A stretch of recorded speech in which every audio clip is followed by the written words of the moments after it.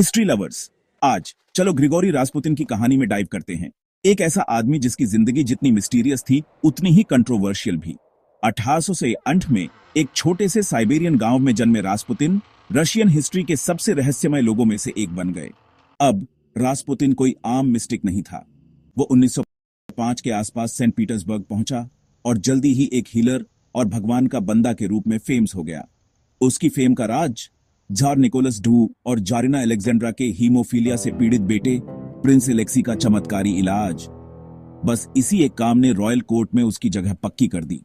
लेकिन रासपुतिन का इन्फ्लुएंस सिर्फ हीलिंग तक सीमित नहीं था। कहा जाता था कि उसके पास बहुत तगड़ी आध्यात्मिक शक्ति थी। वो दिमाग पढ़ सकता था और फ्यूचर देख सकता था। लोग उससे डरते थे, उसकी पूजा करते थे और कुछ तो उससे सख्त नफरत करते थे। उसकी जंगली आंखें और बिखरी हुई दाढ़ी ने उसके रहस्य को और भी बढ़ा दिया, जिससे वो लोगों के लिए आकर्षण और डर का विषय बन गया। रॉयल फैमिली के साथ रासपुतिन के करीबी रिश्ते ने अफवाहों और विवादों को हवा दी।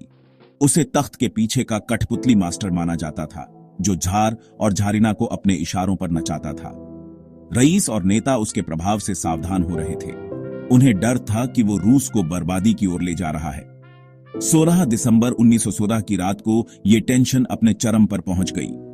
प्रिंस फेलिक्स यूसुपोव और ग्रैंड ड्यूक दिमित्री पाव्लोविच ने रूस को रासपुतिन से हमेशा के लिए छुटकारा दिलाने का प्लान बनाया। उन्होंने उसे एक फ्रेंडली डिनर के बहाने यूसुपोव के महल में बुलाया। रासपुतिन को क्या पता था कि उसके खाने और पीने की चीजों में साइनाइड मिलाया गया है। लेकिन सबको हैरानी हुई जब रासपुतिन ने खाया पिया और कुछ नहीं हुआ। जहर का उस पर कोई असर नहीं हो रहा था। घबराकर यूसुपोव ने रासपुतिन पर कई गोलियां दाग दी। रासपुतिन गिर गया। ऐसा लग रहा था कि वो मर चुका है। लेकिन जब यूसुपोव ने बाद में उसे चेक किया तो रासपुतिन उठ खड़ा हुआ और उसने हमला कर दिया। ये किसी हॉरर फिल्म जैसा सीन था।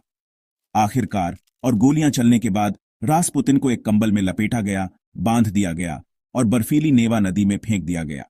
4 दिन बाद उसका शरीर मिला। पोस्टमार्टम से पता चला कि मौत की वजह जहर या गोलियां नहीं, बल्कि डूबना था। मौत में भी रासपुतिन की कहानी रहस्य और साजिश में डूबी रही। तो ये रही रासपुतिन की कहानी, एक ऐसा आदमी जिसकी जिंदगी और मौत आज भी इतिहासकारों को हैरान करती है। वो एक हीलर था, एक धोखेबाज या कुछ और, ये आपको तय करना है। अगली बार तक अतीत को एक्सप्लोर करते रहें।